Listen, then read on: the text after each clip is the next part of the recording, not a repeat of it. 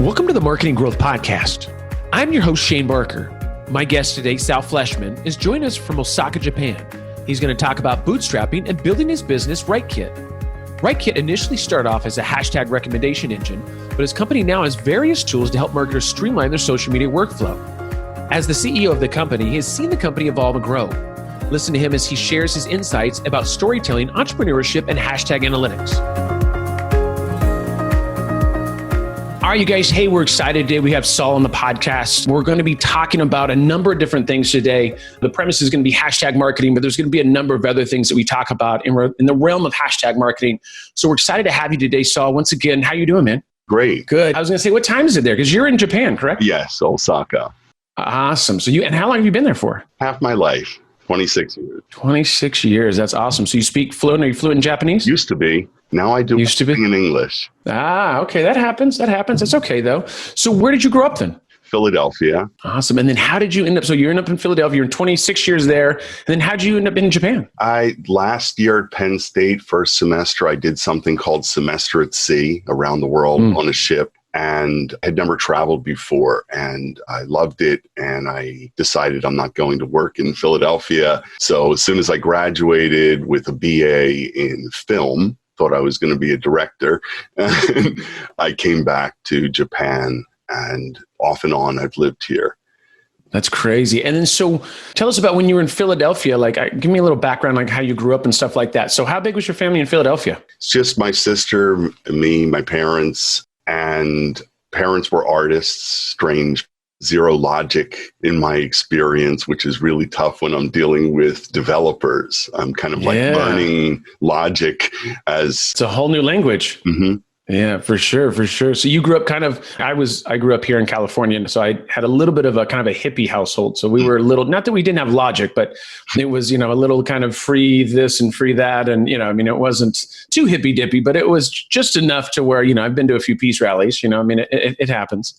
And so tell us any interesting facts about your family growing up. Is there anything other than the fact that you speak Japanese, that you said probably used to be fluently, but I'm pretty sure if you were put in a situation, you'd be fine and have a conversation. I guess the most poignant thing I could say, my father was pretty accomplished artist. People would see skill, ability, and he never sold a single painting. He would take these expensive trips. We didn't have a car, and he would take these expensive trips to New York City and try to get his stuff taken on consignment in galleries. And it never happened for him. And the thing I say, this is poignant in that what he wanted was a lot of what we want with our products, because we're a self-funded startup, 100%. Bootstrapping it. Yeah. So what he wanted, he didn't expect to earn a living from his work. But what he wanted was like that sign of approval when somebody opens their wallet and will actually pay money for something. And we're the same way. It's like proof of our value proposition when someone actually pays for something that you make. Yeah, that's a big day, right? That goes from the dream to hey, somebody actually believes in what I got going on, which is always a nice little transition. You just have to get 1,000 more of those and things are good. Yeah. That's awesome. So and you said your major was film. Interesting. Do you use any of that these days? I mean, I don't know if you do tons of film in regards to the company you have. Storytelling. Yeah, there we go. So that makes sense, right? I mean, my dad, that kind of thing. So, or someone applies for one of our internships, and our internships are unpaid. And when they hear our backstory, then towards the end of the backstory, I did my second unpaid internship when I was 43. Yeah. I wanted to get a foot in the door at a startup, and I couldn't find a job. So I did one for the experience. So things like that. It's stories, true stories, but sort of like finding them as you go along and then using them because they resonate with people.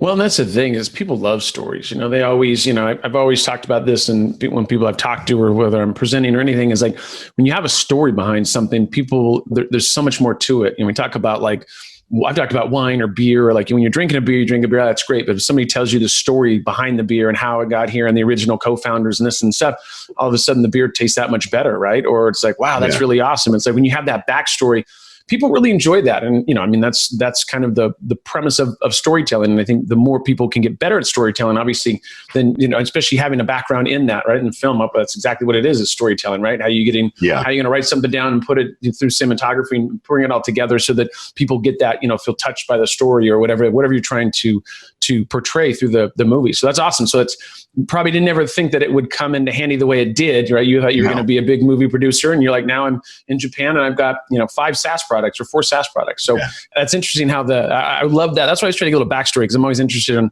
like how people got started. So what inspired you to get into marketing? I mean, obviously you're doing marketing, you've got SaaS products, and we were kind of laughing earlier. I think it was Empire. I think that's what it was. We met a long time ago, or we're on the same platforms and vying for likes and coins and some other stuff. I don't anyways, it was many moons ago now. I don't even know if it's still around. I think it might be. I think it might be Empire Cred. But what caused you to jump into marketing? Because obviously being a bootstrap SaaS products, bootstrapping is like, hey, you gotta, last time I checked, you start off with $0 and you're like, all right, I gotta be the marketer now. So I gotta kind of figure this out. So when did you jump into the marketing position? I had to figure it out. Yeah. So I worked for Japanese manufacturers mainly, and it was mostly business development and working with overseas distributors or customers. I was useful for the Japanese companies because their English is generally terrible. They could have 200 employees, none of them speak English. I can communicate in the office, but then dealing with the world, they're relying on my English. And then it's just do what you can type of situation. So I didn't study marketing per se in school. So I did that hands-on. And then with our team, yes, I do a lot of the hands-on marketing stuff. I do all of our social, every bit of it myself. Wow. Well, we'll talk about that. It's mostly automatically generated, saves me time, but but there's that. And then it's mostly just business development, working with partners and enterprise level business that I do. Yeah. So let's talk a little bit about your SaaS product you have a number of SaaS products, but they're all under the RightKit is the name of the company, right? Yes. So tell us a little bit about that. Like, what do you think? I mean, what I want to talk about is the products that you have there. And I want to kind of go a deeper dive into like hashtag marketing and kind of talk about what your product provide for the market and kind of what they do. So let's talk about a little bit about the company. Give us a little premise of what you got going on there. So there was a huge earthquake and tsunami. You might remember Fukushima nuclear reactors on fire. And I was here at that time, and I found that the Japanese government didn't want us to know everything that was going on. Culpability, bad choices, and the truth is coming out in Twitter. So I was kind of glued to Twitter. But what I noticed is that people are adding 2, 3, 4 hashtags to the same tweet that look like they mean semantically the same thing. Mm-hmm.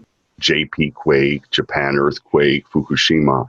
And I thought, it looks like they're just guessing at which hashtag is going to have an audience. Which one are people clicking on? Or which one are they tracking? Like in a column in Hootsuite or TweetDeck, something like that. Which is 100% true. Well, that's exactly. I mean, I know when I put in hashtags, I think what is most popular, but they're in theory, well, I mean, there's now, obviously we're going to talk about your tool, but that's the thing. It's like, we just put in stuff for like, I think this would be good. I don't really fully know, but let's go ahead and put it there. Tag. So that's why I came up with the concept for Tag Bag. That's what I first called it, Tag Bag. You're going to find what looks like evidence that this is the right tag and save it in a bag for using later, a group of hashtags. And I found a developer in Japan, an English guy, John Waller. He built a one-page website, promptly got hired somewhere. I lost my team. After that, I went back, did that internship I was telling you about. Yeah. Worked with a guy at Ideas Watch, learned a bit from that. And I said to him, what if we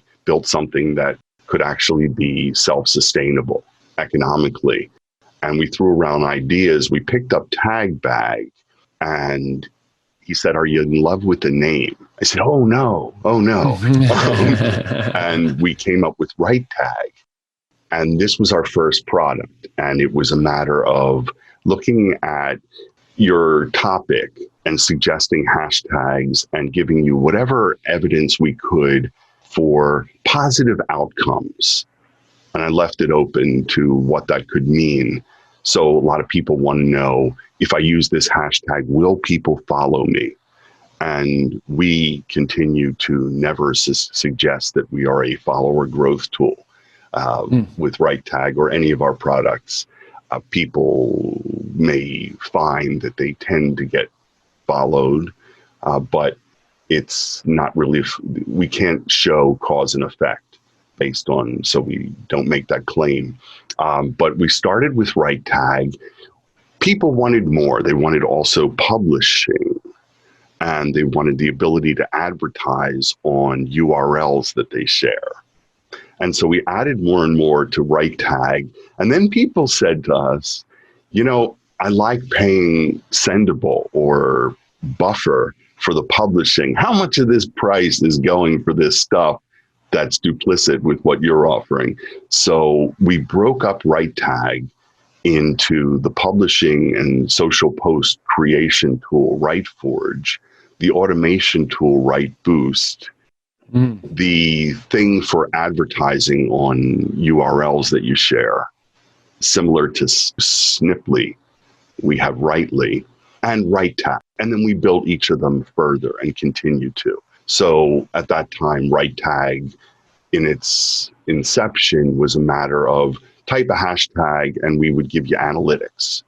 And you're supposed to deduce, and you didn't deduce. Most people, marketing, so you would look at, there's this many unique tweets that contain this hashtag versus these are my positive outcomes. There's a big differential there. That's a good thing. People didn't understand that. So we invented color grading. Michal Hudacek, our CTO, came up with the concept, the first visualization of what a hashtag could be expected to get you. So we started that, the color grading, and we gave that as well as, if you wanted, some numerical analytics. What RightTag does now is hashtag generation for text or for image. So rather than doing research, it's just tap or click on an image and just get your hashtags. This is the main thing. Gotcha. So it's auto-generated at that point. Yeah. So let's say when you I put up a picture and then all of a sudden, does it recognize a picture? Do I have to say this is what the picture is, or do I write a description and then it says these are the hashtags to use? How does that work? Well, you're working, so we have to stay out of your way. So, okay, so we are out of your way. So what you would do is just if you're using the browser extension, you right click on the image and then choose it's called context menu. Us lay people, non-developers call it the mouse right-click menu, but I do. But then you get the generate hashtags option, and instead of going to a website and doing 5-6 minutes of research, it's 1.8 seconds, and you have your hashtags. And you can also, if you want to dig into data, you can compare them, open a page showing numerical analytics, or you could just, look good, copy, paste. I think the thing that's cool about that, I think not only the fact that it's, hey, there's actually analytics behind it, right? Is I also think that even though you guys aren't, hey, this doesn't help you gain more followers, but I think, there's a lot of people that use those types of tools for that, right? And I think there's a lot of, it's kind of an added bonus to me. Mm-hmm. It's like, hey, now you're using, think about content. Like when I put up content, when I first started putting up content, I just put up content, right? I didn't really think about SEO. I didn't think about this. I didn't think about, any of that. And now obviously I put up content with intent, right? It's kind of what I tell my team, like, what is the purpose of this content? Like if you're putting up a hashtag, what is the purpose of that hashtag? And I think a lot of people don't think about that. It comes down to the thing of like, I'm just put this out there because I think this is right.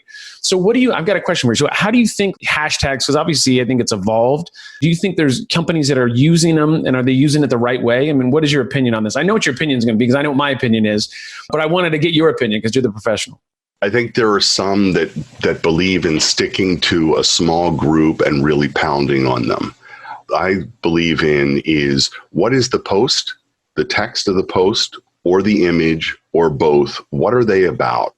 Because that's a single piece of content. If it's a Facebook post, an update, or a LinkedIn update, or it's a tweet, it's that one thing. And that one thing can be what people are looking at. And so hashtags should be relevant for that post, not just about you. what is Shane Barker's organization about, you're going to have that collectively over a whole body of tweets.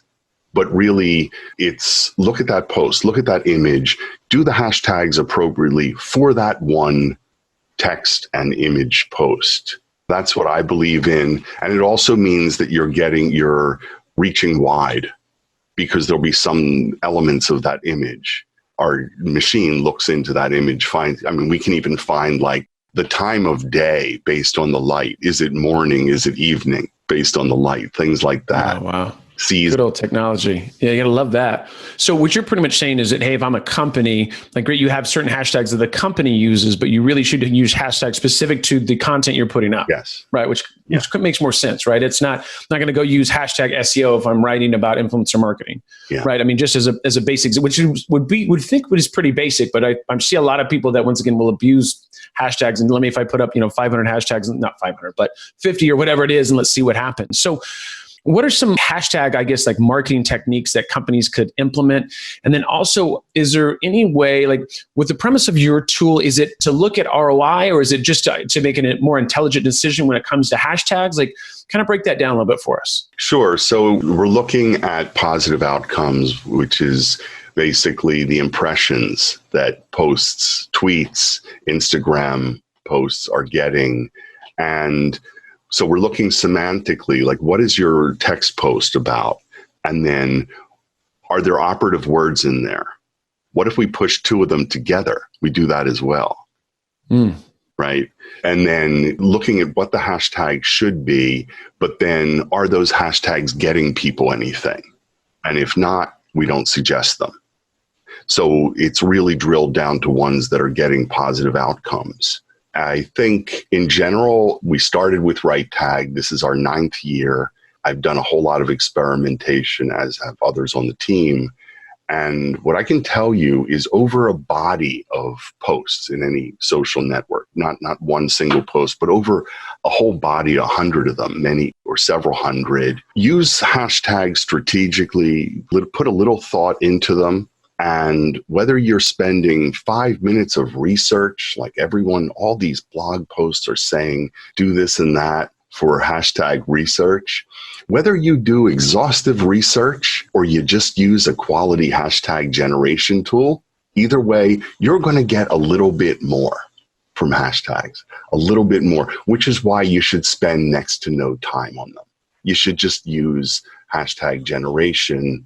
And then we have other tools that will take a post and just do the hashtags to them. So RightForge and RightBoost do that. But with Right Tag, it's just give me my hashtags. And the thing to do, I'll deselect one or two that you don't like, copy, paste, get on with your day. So it's a no-brainer. I mean, really, it comes down to like, hey, listen, you're probably not going to put that much effort into your hashtags. And so guess what? By using this tool, you still don't have to put a lot of effort in. You just got to use it, right? I mean, This thing's going to be 1,000 times more intelligent than you, because you're just going to come up, not you, but whoever is going to just come up with a hashtag just because they think. But why just go take a shot in the dark when you have a tool that you can right click on and go and take a look at and say, okay, now this makes total sense. Now I can see how we can, once again, make a more intelligent decision when it comes to marketing and putting the hashtags in there. Yeah, in our About page, we have a tiny section in the center, manifesto, and one of the elements is it says nothing about social media because we're not in love with social media. It's not what we're about. We want to do meaningful work. We assume that our customers do as well. Our lives are limited. We want to do worthwhile stuff. Automate what can be automated. Yeah. Save time. So we want to save ourselves time. We want to save our customers time. That's what it's actually about. Yeah. Why not be more efficient if you can be, right? I mean, at the end of the day, it's like, there's 10,000, that's what I look at. There's 10,000 things to worry about. How can I get rid of 9,999 of them? And if automation is a part of that, I don't need to go look up hashtags and do all that kind of thing. I mean, if I can right click, then why wouldn't I, right? Why wouldn't I take that part out for, nominal amount of money a month to be able to not have to worry about that, assuming that once again, I'm either looking to maybe get more followers or get more impressions or get more eyeballs, right? I mean, that's the whole point. If you're putting something out, the idea is eyeballs. So if you have to put in very little effort to be able to do that, like, I don't understand why people wouldn't do that. So I think that's awesome. So when they use the tool, like when you talk about like results and when we talk about impressions and stuff like that, how quickly can somebody, and once again, I know this is difficult to say, like how quickly can somebody start seeing some better results? Because I mean, everybody's different. It depends on the content you're putting out, depends on your followership. I mean, there's a lot of variables there. But have you guys seen anything where you're like saying, hey, most people, when they start using the tool, they see, more impressions within the first week, first 2 weeks? Like what's the usual use case? Generally, those that are the most successful don't talk about it. There we go, right? Because I don't want to tell everybody. Yeah, I have people telling me, Saul, good news, bad news. I'm not telling anyone about Right Tag. And the reason why I like to keep it as my secret weapon. What I find is that if I start looking, for example, at who's following us in Instagram, who's following us in Twitter, it's a matter of, it makes sense for that type of person if you look at what they're about. So there's plenty of like random looking accounts. You get some of them, but you also get more and more of ones that it makes sense that they would because of what they do. That's heartwarming to see that it works. But I wouldn't say masses of them. People do say they get more, but it's also more engagement. Something got someone's attention. Like I was saying before, it's that individual piece of content and the hashtags were right for it. And that reached other people. And you didn't even think about the wooden table in your image, but that's what got someone's attention. And they're also interested in what Shane Barker does. Yeah. Okay. But that's what got them over. That's the beauty of hashtags, right? I mean, the idea is you can put a piece of content, you can put it in multiple conversations. So most of my audience will understand this, but I guess we should have probably talked about that. Like hashtags, the idea on Twitter, you put a message out. For every hashtag you put in there, that goes in that conversation, right? So each one of those are conversations. So if you're more intelligent about where you're putting your content, knowing it's going to resonate with those individuals or it can resonate with them, then you're putting one piece of content, you're putting it in 10 potential conversations, and being able to do that more intelligently obviously is a better way to go. Mm-hmm. So what would you say, like in your opinion, like when you look at companies like the hashtag marketing stuff that they do, like what are the 1 or 2 or 3 things that you can think of that there's like companies that they seem to continuously get it wrong when it comes to, using hashtag marketing? I mean, other than not using your tool, which I'm sure would be number 1, but number 2, like, is there anything you see and you go, God, I wish they wouldn't do that? Or it's like, man, that drives me crazy when I see these companies, they just don't know what they're doing. Yeah. One thing I would say is it's rather than using our tool, it's use a hashtag generator. Compare them. There are others out there. If you search in the app stores, there are those. I just did an article on comparing hashtag generators. So look for something that gives you one account for both mobile and desktop. Look for something that's doing hashtag generation for text as well as for images. That's great. And look for something that's affordable and it's worth the money.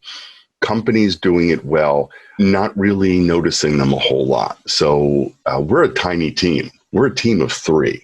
Oh, really? Yes. And you have 4 SaaS products? Yes. And an API with 13 solutions for enterprise. And we've had many more people working on the team off and on. So there's over 100 people have contributed to what we have. A lot of them have moved on. So there are people that have gone to Google, Amazon, Facebook, Snap after us. It's been sort of like a jumping off point for a heck of a lot of people. They've cut their teeth. They've proven what they can do with us and moved on. But we're currently 3 people. So when you're asking me about looking at what companies are doing it particularly badly, I would just say, I don't like to see when someone believes in sticking with, I'm in content marketing, so I should use content marketing, content strategy, digital strategy, 6 hashtags, and just pound on those. Yes, you're coming up for those, but your content, that individual tweet I was talking about, it's got this image, it's got this going on, and the text is about this. Unique. Yeah, and you're going to be relevant when you're getting hashtags for that, but you're reaching out, casting a wide net relevantly. So that's what I like to see. No, that's awesome. I think that's a great suggestion, is that you have your core hashtags that you use, but once again, break out of that depending on the kind of content that you're putting out there, right? As long as it's something that, once again, if you have a wood desk as an example, if you have a wood desk in your picture and that's not a hashtag you use, then try that and see if you can maybe pull somebody in if it's relevant into furniture that you do or whatever that is, whatever your company is. Just think about some unique hashtags to use as well.